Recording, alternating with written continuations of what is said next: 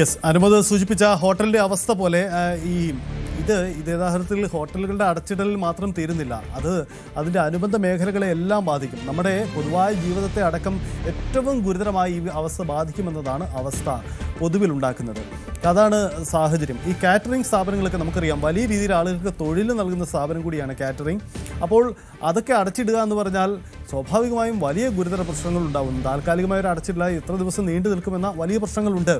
അപ്പോൾ പശ്ചിമേഷ്യൻ സംഘർഷം നമ്മുടെ ഈ കേരളത്തിലേക്കും ഇത്ര കണ്ട് രൂക്ഷമാകുമ്പോൾ അത് രാജ്യത്തെ പൊതുവിലുണ്ടാക്കുന്ന പ്രതിസന്ധി എത്ര വലുതാണെന്ന് ആലോചിക്കുക. എന്തായാലും മുഖ്യമന്ത്രി കത്തയക്കുന്നുണ്ട്.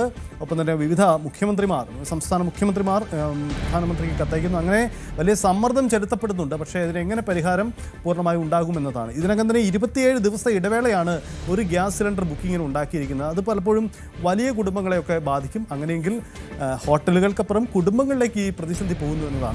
വലിയ ഫ്ലാറ്റുകളിലും മറ്റും താമസിക്കുന്നവർ എങ്ങനെ വിറകടുപ്പിലേക്ക് പോകുമെന്ന ഒരു വലിയ ചോദ്യം കൂടിയുണ്ട്. അങ്ങനെയെങ്കിൽ അസാധാരണ പ്രതിസന്ധി നമുക്ക് മുന്നിൽ ഉണ്ടാവുന്നു. അതിൽ ഇടപെടൽ വേണ്ടി വരുന്നു എന്നതുകൂടിയാണ് സാഹചര്യം. കേരളത്തിൻ്റെ വ്യവസായ കേന്ദ്രം കൊച്ചിയിലും ഇത് വലിയ തരത്തിൽ പ്രതിസന്ധിയായി മാറുന്നു എന്നതാണ് സാഹചര്യം. സമാനമാവസ്ഥയാണ് ഹോട്ടലുകളും.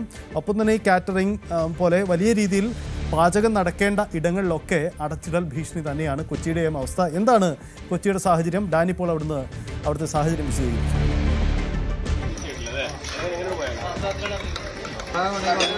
ഇപ്പോൾ കൊമേഴ്സ്യൽ സിലിണ്ടറുകൾ നിർത്തിയത് മൂലം, അതിൻ്റെ ഒരു ലഭ്യതക്കുറവ് മൂലം അത് നിർത്തലാക്കുമ്പോൾ അത് കൂടുതൽ ആഘാതമായി മാറുന്നത് ഹോട്ടൽ മേഖലയ്ക്ക് തന്നെയാണ്, ഒരു സംശയവുമില്ല. കൊച്ചിയിൽ അത് കടുത്ത രീതിയിൽ തന്നെ മാറിയിരിക്കുന്നു. കാരണം കൂടുതൽ ഹോട്ടലുകൾ ഉള്ളത്, ആ ഹോട്ടലുകളെ കൂടുതൽ പേർ ആശ്രയിക്കുന്നത്, അങ്ങനെയെല്ലാം പല പ്രത്യേകതകളും കൊച്ചിയിലെ ഈ മേഖലയിലേക്ക്, ഈ ഒരു ഹോട്ടൽ മേഖലയിലേക്ക് വരുമ്പോഴെല്ലാം ഉണ്ട്. പലയിടത്തും തന്നെ ഹോട്ടലുകൾ, ചെറുകിട ഹോട്ടലുകളെല്ലാം തന്നെ ഒരു അടച്ചുപൂട്ടലിൻ്റെ രീതിയിലേക്കെല്ലാം തന്നെ നീങ്ങിയിരിക്കുന്നു.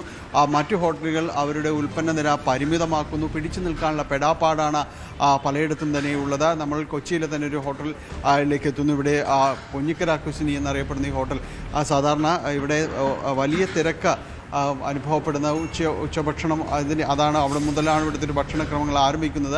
അതിൻ്റെ ഒരു ഒരുക്കങ്ങളെല്ലാം തന്നെ രാവിലെ മുതൽ തുടങ്ങേണ്ടതാണ്. പക്ഷേ ഈ രീതിയിലേക്ക് അങ്ങനെ വലിയ കാര്യമാത്ര പ്രസക്തമല്ലാത്ത രീതിയിലേക്കാണ് തുടക്കം മുതൽ തന്നെ ഉള്ളത്. കാരണം പ്രതിസന്ധി എന്ന് പറയുന്നത് പാചകവാതകം കിട്ടാക്കനിയാകുന്നതോടുകൂടി ഏത് രീതിയിലാണ് ഇനി മുന്നോട്ട് കൊണ്ടുപോകേണ്ടതെന്ന് അവർക്കറിയില്ല. നമ്മൾ ഈ കാണുന്നതെല്ലാം ഇവിടുത്തെ ഈ ലൈവ് ഡെമോയ്ക്കും മറ്റും വേണ്ടിയുള്ള ഗ്യാസ് അടുപ്പുകളാണ്. ഇതാണ് ഇവിടുത്തെ ഒരു പ്രത്യേകത.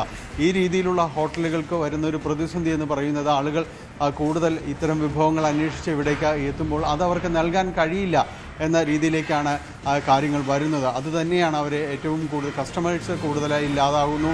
അതോടൊപ്പം തന്നെയാണ് ഈ ഉൽപ്പന്ന നിരയുടെ എണ്ണം കുറയ്ക്കുന്നതോടെ ആളുകൾ കുറയുന്നു.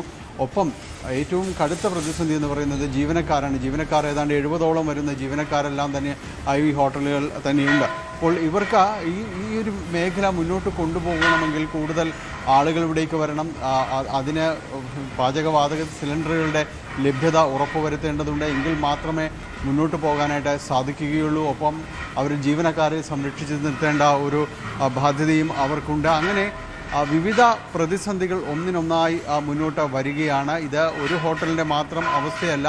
ഏതാണ്ട് എല്ലാ സംസ്ഥാനത്ത് തന്നെ വിവിധ ഹോട്ടലുകളിലെല്ലാം തന്നെ ഒരു അവസ്ഥ ഈ രീതിയിൽ തന്നെയാണ് മുന്നോട്ട് പോകുന്നത്. അതുകൊണ്ട് തന്നെയും ആ ഒരു പ്രതിസന്ധിയുടെ ആഴം അത് ഓരോ നിമിഷം കഴിയും തോറും അത് കൂടുതലായിക്കൊണ്ടിരിക്കുകയാണ്. ഈ രീതിയിൽ എത്ര കാലം മുന്നോട്ട് പോകാൻ കഴിയുമെന്ന് അവർക്ക് തന്നെ അറിയാൻ കഴിയാത്ത സ്ഥിതിയിലേക്കെല്ലാം തന്നെ കാര്യങ്ങൾ വരുന്നു എന്നത് തന്നെയാണ്. ഇനി എങ്ങനെയാണ് ഇത് പരിഹരിച്ചുകൊണ്ട് മുന്നോട്ട് പോകുക? അതെങ്ങനെയെങ്കിൽ മറ്റു രീതിയിലുള്ളൊരു ബദൽ പ്ലാനും കാര്യങ്ങളും എല്ലാം തന്നെ അവർക്ക് ആശ്രയിക്കേണ്ടി വരും. ഏതായാലും നിലവിലെ ഒരു പ്രതിസന്ധി എന്ന് പറയുന്നത് അത് വലുതാണ്. ഇത് എങ്ങനെ ആർക്ക് പരിഹരിക്കാൻ കഴിയുമെന്ന രീതിയിൽ അവർക്ക് ഈ രംഗത്തുള്ളവർക്ക് തന്നെ അറിയില്ല. അവർക്ക് ഏത് രീതിയിലാണ് ഇത് പരിഹരിച്ചുകൊണ്ട് മുന്നോട്ട് പോകാൻ കഴിയുക എന്നതൊന്നും തന്നെ അവർക്ക് മനസ്സിലാകുന്നുമില്ല. ഇത് ഓരോ ദിവസവും ഇതിൻ്റെ ഒരു പ്രതിസന്ധിയുടെ ആഴം കൂടുമ്പോൾ നാളെ ഈ മേഖല ഏത് രീതിയിൽ തിരിച്ചു വരും എന്ന് പോലും അവർക്ക് പറയാൻ കഴിയാത്ത സ്ഥിതിയാണ് നിലവിലുള്ളത്. നമുക്കൊപ്പം ഇതിൻ്റെ ജീവനക്കാർ തന്നെയുണ്ട്. നിലവിൽ അഭിമുഖീകരിക്കുന്ന പ്രശ്നങ്ങൾ വളരെ വലുതാണ്. ഭയങ്കരമായിട്ട് പ്രശ്നമായിട്ടിരിക്കുകയാണ്. അതെന്ന് വെച്ചാൽ ഗ്യാസിൻ്റെ ക്ഷാമം ഞങ്ങൾക്ക് ഭയങ്കരമായ ബുദ്ധിമുട്ടിലേക്ക് കിടക്കുകയാണ്. എന്ന് വെച്ചാൽ ഇത്രയും 10-65 സ്റ്റാഫ് ഞങ്ങൾക്കുണ്ട്. ആ സ്റ്റാഫിനെല്ലാം മെയിൻറ്റെയിൻ ചെയ്യുന്നത് നമ്മൾ ഇവിടുത്തെ റെസ്റ്റോറൻറ്റിൽ വർക്ക് കൊണ്ടും മാത്രമായിരുന്നു. ഇപ്പോൾ ഗ്യാസിൻ്റെ ക്ഷാമം വന്നതോടുകൂടി നമുക്ക് റെസ്റ്റോറൻറ്റ് അടച്ചുപൂട്ടേണ്ട അവസ്ഥയിലേക്ക് മാറുകയാണ്. നമുക്ക് തന്നെ പാർട്ടി ഓർഡറും കാര്യങ്ങളും എല്ലാം നമുക്ക് ഇതിൽ ഈ റെസ്റ്റോറൻറ്റിലൂടെ നടക്കുന്നതാണ്. അപ്പം ഇതെല്ലാം നമുക്ക് മൊത്തത്തിൽ അടച്ചിടേണ്ടവരാണ്. പലരോടും കമ്മിറ്റ്മെൻറ്റ് ചെയ്ത് വർക്കുകൾ തന്നെ നമുക്കിപ്പോൾ പെൻഡിങ് നിൽക്കുകയാണ്.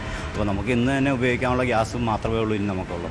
അപ്പോൾ നമ്മൾ അടയ്ക്കേണ്ട ഒരു അവസ്ഥയിലേക്ക് മാറുകയാണ്. ഗ്യാസ് നമുക്ക് കിട്ടിയില്ലെങ്കിൽ അത് അടച്ചിടേണ്ട ഒരു അവസ്ഥയിലേക്ക് പ്രതിസന്ധി രൂക്ഷമാണ്. എത്രയും പെട്ടെന്ന് അത് ചെയ്തു തരുവാണെങ്കിൽ നമുക്ക് നന്നായിരിക്കും.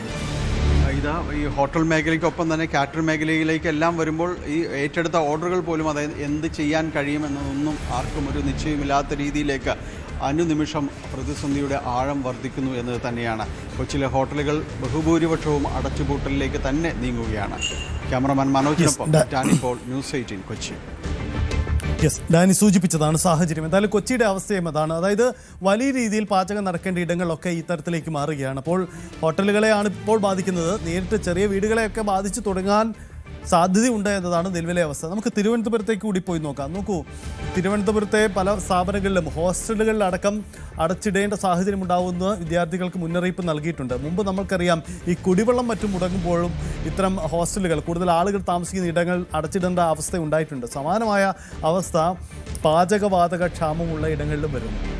സാരംഗ് സുധാകരൻ ചേരുന്നുണ്ട്. സാരംഗ്, ഈ അവസ്ഥ സമീപ നാളുകളിലൊന്നും നമ്മൾ നേരിട്ടിട്ടില്ല. നമുക്ക് ഈ നൂറ്റാണ്ടിൻ്റെ തുടക്കത്തിൽ തന്നെ ചെറിയ ഇടവേളകളിൽ മാത്രമാണ് ചില പ്രതിസന്ധികൾ ഉണ്ടായിട്ടുണ്ട്. പക്ഷേ ഇതൊരു അസാധാരണ സാഹചര്യമായി മാറുകയാണ്. എന്താണ് തിരുവനന്തപുരത്തിൻ്റെ അവസ്ഥ? സാരംഗ് നിൽക്കുന്ന എവിടെയാണ്?